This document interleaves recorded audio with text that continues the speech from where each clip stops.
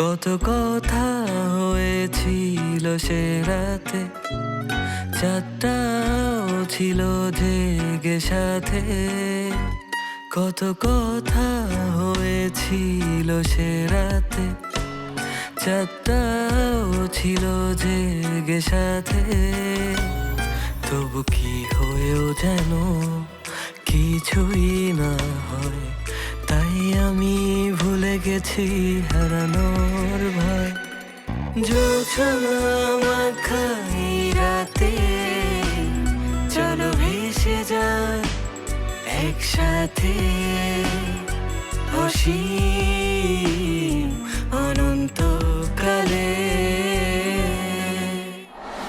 ঠিক মতো তাহলে এখন ভার্সিটিতে আয়, পড়াশোনা কর, দেখবি সব ঠিক হয়ে গেছে। যাব, এখন থেকে রেগুলার ক্লাসে যাব। আর তোকে ধন্যবাদ দিয়ে গেলে আসলে খুব কম বলা হয়ে যায়, তারপরে অনেক থ্যাংক ইউ রে। প্রথমে তো যেতেই চাচ্ছিলি না, হাজারটা প্রশ্ন করলি যে কি হবে, কত কিছু হ্যান ত্যান। না আপু, আজকে না, অন্য একদিন রাস্তায় আপনার সাথে যখন দেখা হয়ে যাবে তখন কোথাও বসে আমরা কফি খাবো, আচ্ছা ঠিক আছে, তখন আমি পুরো গল্পটা বলবো। ওকে ঠিক আছে, আজকে আসি, আল্লাহ হাফেজ। আল্লাহ হাফেজ।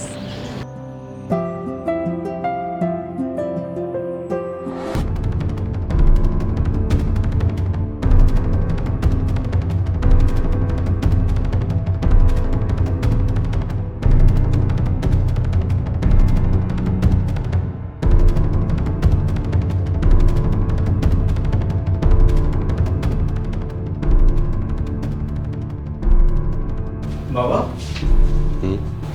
কি হয়েছে তোমার? না, কই কিছু না তো, কিছু না। কিছু হলে বলতে পারো বাবা। কি বলবো,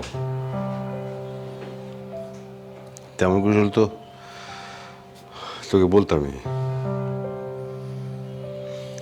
বাবা, কি হয়েছে আমার সাথে শেয়ার করো। শুনতে চাস? গত এক সপ্তাহ ধরে আমি খুব টেনশনে আছি।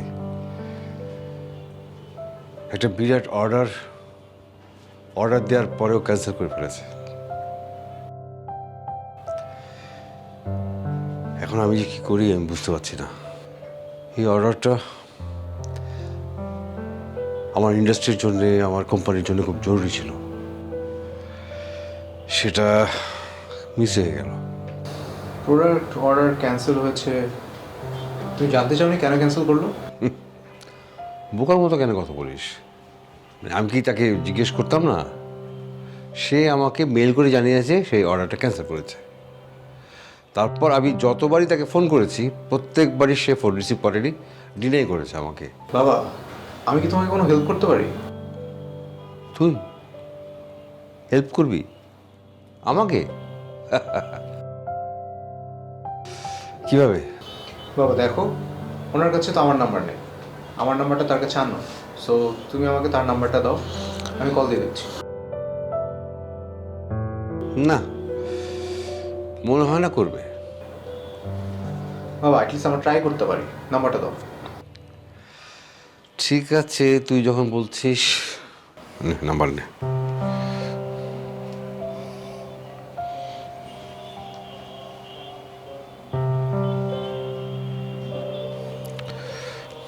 কল দিই। দে। হ্যালো, আচ্ছা আমি অরবিট কোম্পানি থেকে বলছিলাম। আমাদের অনেক বড় একটা অর্ডার ছিল আপনাদের কাছে, কিন্তু আপনাদের এখান থেকে কোনো রেসপন্স পাচ্ছি না।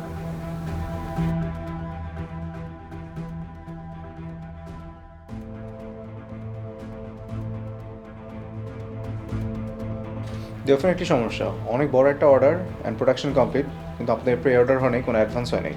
এটা তো কোনো প্রফেশনালিজম হতে পারে না।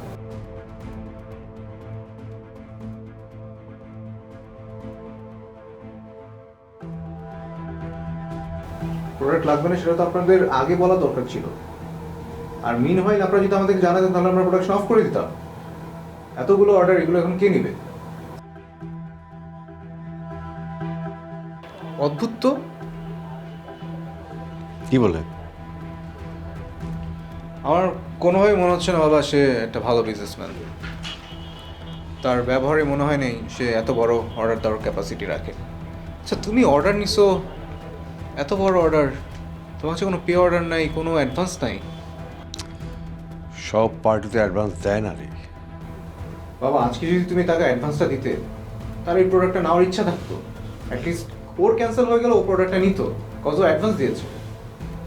বাবা, এতদিন ধরে ব্যবসা করছো তুমি, এটা এ সময় ভুল করার কথা না তোমার। কেন হবে না?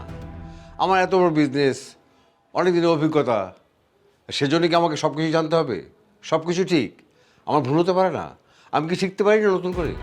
বাবা, আমি সেটা মিন করি নেই। I just wanted to mean কার অর্ডার নিচ্ছ, এটলিস্ট কোম্পানির ব্যাকগ্রাউন্ডটা তো চেক করবে। হ্যাঁ, বুঝি। বাবা, এখন থেকে নতুন ক্লায়েন্টের সাথে আমি ডিল করব, তোমার হয়ে আমি ডিল করব, তোমার কোনো টেনশন করতে হবে না। তুই আমাকে হেল্প করবি? আহ, এটা যদি হতো তাহলে তো আমার কোনো চিন্তাই ছিল না। তুই যদি এইভাবে আমার পাশে দাঁড়াতিস সবসময়, তাহলে কি আজকে আমার এই টেনশন করতে হয়? যাক, অবশেষে তোর সুবুদ্ধি হলো। বাবা, আমার মাথায় আগে থেকে সুবুদ্ধি ছিল, বাট সুবুদ্ধিটা কাজে লাগানোর জন্য তুমি আমাকে কখনোই স্পেস দাও না। ও বাবা রে বাবা, এখন তো বেশ সুযোগ পেয়ে গেলি আমাকে ব্লেম করার, না? বাবা, আমি তোমাকে ব্লেম দিচ্ছি না, কিন্তু কিন্তু কি শেষ তো করলি না, বল। কিন্তু কিছুই না। তুমি এখন ঘুমাও, আমি যাচ্ছি। ওকে, ঠিক আছে, যা তুইও শুয়ে পড়। হ্যাঁ, ওকে।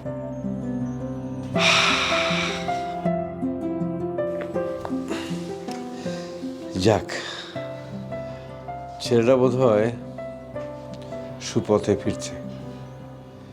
দেখা যাক কতদিন থাকে।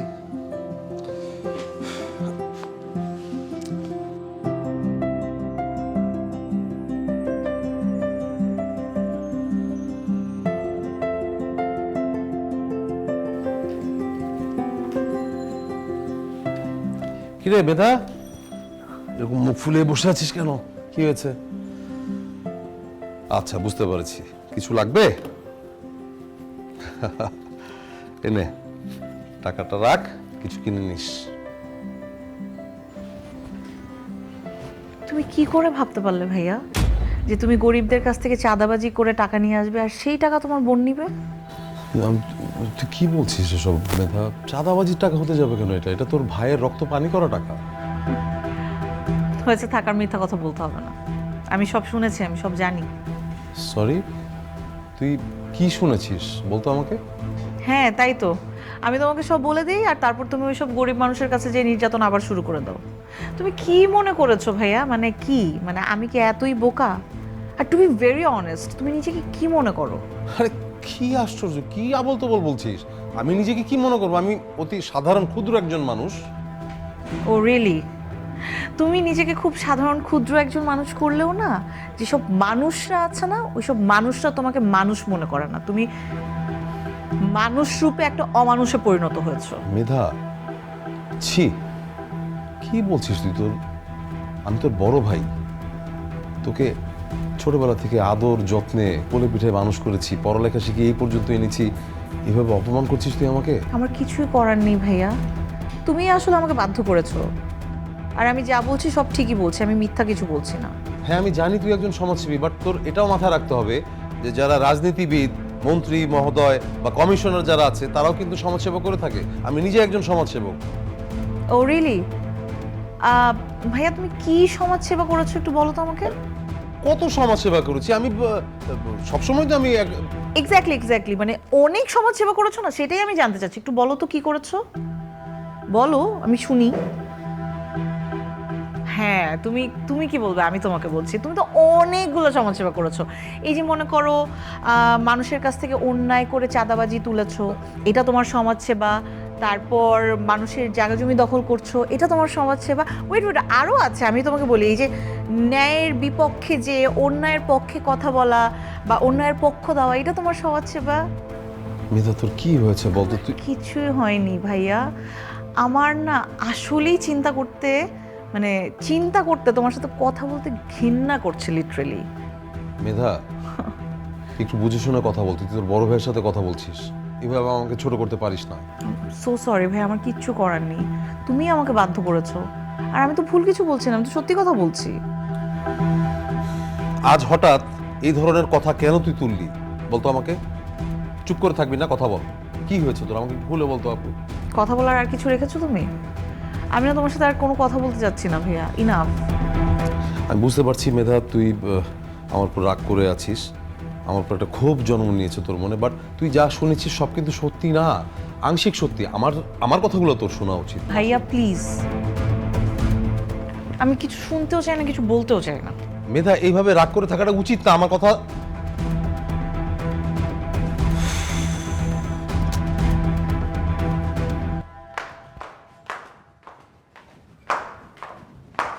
মা, আজকে তুমি অফিসে যাও নাই?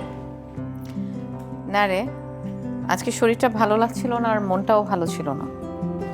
তোমার মনের যে কিছুদিন পর পর কি হয় এটাই আমি বুঝি না। তুমি বলো তুমি পরিবর্তন হও না, কিন্তু এইটা যে কত বড় পরিবর্তন এটা কি তুমি জানো? না রে বাবা, আমি অত বেশি কিছু জানতে চাই না। জীবনে যত কম জানা যায়, যত কম শোনা যায়, ততই ভালো থাকা যায়, ঝামেলা মুক্ত থাকা যায়। তাহলে আমাকে সবসময় এত জানতে বলো কেন? তোদেরকে বলি কারণ মায়েরা একটু কম জানলেও মারা চায় তাদের সন্তানরা বেশি জানুক, যেন মারা বিপদে পড়লে তাদের সন্তানদের জানা দিয়েই মাকে উদ্ধার করে আনতে পারে। ও আচ্ছা, এবার বুঝেছিস? বুঝেছি। আর এত সুন্দর করে বুঝালে কে বুঝবে না বলো? আমার সাথে এভাবে কথা বলে এখন লাভ নেই, মাসের শেষ, হাত কিন্তু একদম খালি, আমি তোকে কিচ্ছু দিতে পারবো না। আমি কি তোমার কাছে কিছু চেয়েছি নাকি? না, কিছু চাসনি, কিন্তু এত সুন্দর করে তো কথা বলিস না, যখন কোনো কিছু দরকার হয় তখনই বলিস, না হলে তো এমনি সময় মুখটা সবসময় গম্ভীর করে রাখিস। মা, তুমিও না কিভাবে যেন আমার ভিতরের কথাগুলো সব বের করে ফেলো। কারণ আমি মা, আমি জানি তোর ভেতরে কি চলে, সবার আগে সেটা আমি টের পাই। মাঝে মাঝে কিন্তু তুমি একটু বেশিই জেনে ফেলো না?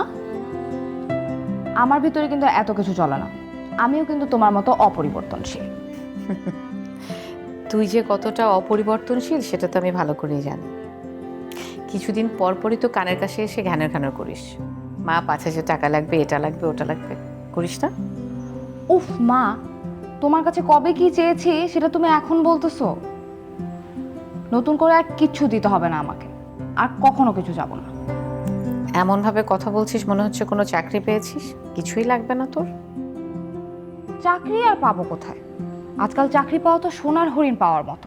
সেই সোনার হরিণটা তোর কাছে থাকলে তো ভালোই হতো, সবাই আসতো আর তোর কাছ থেকে কেড়ে নিয়ে যেতে চাইতো। না মা, তখন আরো বিপদ হতো এই সোনার হরিণ নিয়ে। দেখতা তোমার মেয়েকে ছিনতাই করে নিয়ে গেছে, আমাকে আর খুঁজে পাচ্ছ না, পাইতা কোনো হাসপাতালের মর্গে। যা, কি সব অমঙ্গলে কথাবার্তা। আচ্ছা যাই। কোথায় যাচ্ছিস? রূপার রুমে। ও ঠিক আছে।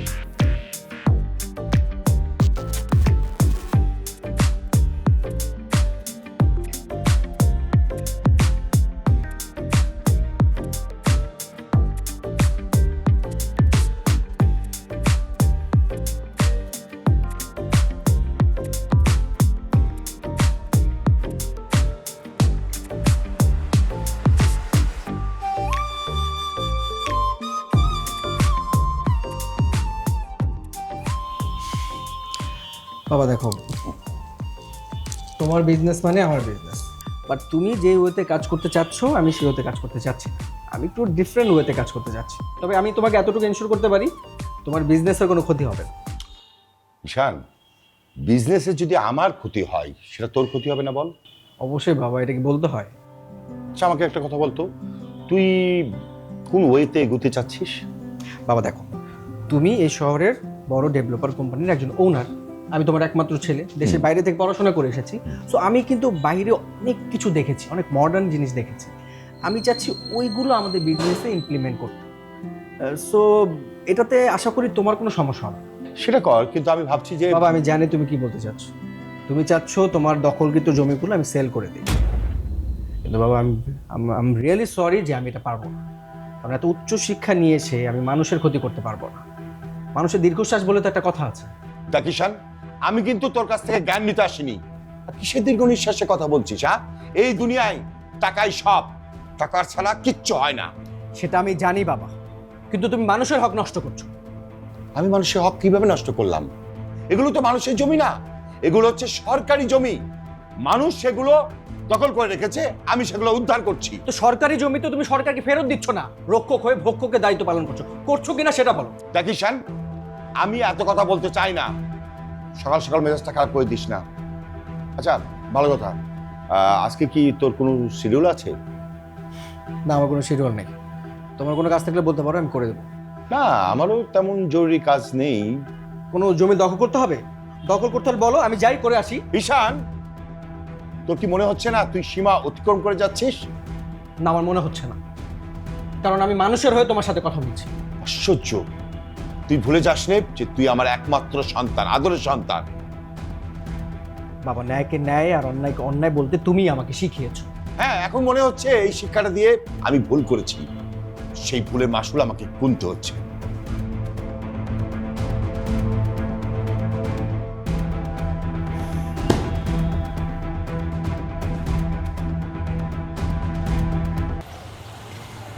এই মিল্টন ভাই, ভাই ভাই একটু দাঁড়ান। ভাইয়া আপনাকে আমার খুব দরকার। ভাইয়া আমি আপনাকে খুঁজছিলাম। কেন, কি হয়েছে? আসলে ভাইয়া আমার একটু সমস্যা হয়ে গেছে, আমি খুব সমস্যায় পড়ছি, এর জন্য আপনাকে আমার খুব দরকার। কি সমস্যা? আন্টি অসুস্থ? তারপর একবার ফোন দিবেন, আমি অ্যাম্বুলেন্স পাঠিয়ে দিতাম বাড়িতে। আরে না ভাই, আমি কি আপনাকে বলছি আম্মা অসুস্থ? আম্মা ঠিকই আছে, কিন্তু ভাইয়া আমার একটু সমস্যা হয়েছিল। অন্য কি সমস্যা বলো? আসলে কি ভাইয়া, আমার কিছু টাকা লাগবে, খুব ইমার্জেন্সি। আমার একটু ব্যক্তিগত সমস্যার কারণে কারো কাছে চাইতেও পারতেছি না, আপনাকে অনেক ভরসা করে বলছি। না ঠিক আছে, টাকা সমস্যা আমারে বলছো, ভালো বলছো, কিন্তু ঝামেলা হয়েছে কি, আমার কাছে টাকা পয়সা নাই। মানে বাজার দরের যে অবস্থা, যে পরিমাণ জিনিসপত্রের দাম বাড়ছে, মানে আমি আমার গাড়ি আমার পরিবার চালাইতে আমি নিজেই হিমশিম খাচ্ছি। আমার কাছে না কোনো টাকা পয়সা নেই, পকেট একদম খালি। ভাইয়া আপনি চিন্তা করেন, আমি আপনাকে দিয়ে দিব। আপনি আমাকে অল্প কিছু টাকা দেন, আমি আপনাকে খুব তাড়াতাড়ি দিয়ে দিব। আসলে ভাইয়া হয়েছে কি, আপনি তো জানেন আমাদের পারিবারিক অবস্থা তেমন একটা ভালো না, আর কারো কাছে ভরসা করতে পারছিলাম না। আপনাকে অনেক ভরসা করে বলছি ভাই, আপনি যদি দিতেন প্লিজ। না ভরসা করছো ভালো, কারণ ভরসা করার মতো মানুষ তো একমাত্র আমি এলাকায় আমি আছি, আপনি কেউ নাই, তাই না? এখন আমি তো তোমার কথা দিতে পারতেছি না, কারণ ঝামেলা হয়েছে কি, আমার কাছে টাকা পয়সা নাই। আচ্ছা কাম করো, তুমি নিজে একটু ম্যানেজ করার চেষ্টা করো, যদি না পারো বাকিটা আমি দেখতেছি। ভাইয়া আপনি একটু দেখবেন প্লিজ, আমার খুব দরকার, আমার সত্যিই ইমার্জেন্সি দরকার। আচ্ছা দেখবো, সমস্যা কি, আমি তো বলছি, তখন যাও।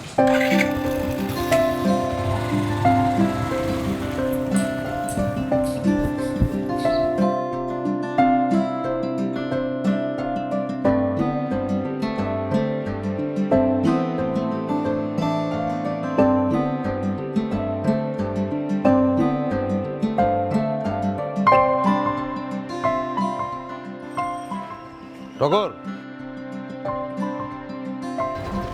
ভাই আসসালামু আলাইকুম। ওয়ালাইকুম আসসালাম, কেমন আছিস? জি ভালো আছি ভাই। শুনলাম কাউন্সিলর ইলেকশন করবি। ঠিক আছে, সিস্টেমে চাকরি নিয়ে আসবে, বুঝো নাই? কমিশনার যে আছে ওই কিন্তু আমার আপনা ভাই, মানে মারপেটের ভাই না, কিন্তু তার থেকে কিন্তু বেশি। ভাই আসসালামু আলাইকুম। কিরে, তুই সকালবেলা কিছু না বলে বাসায় কেন? ভাই একটা জরুরি কাজ ছিল ভাই। কি জরুরি কাজ? হাসির আড়ালে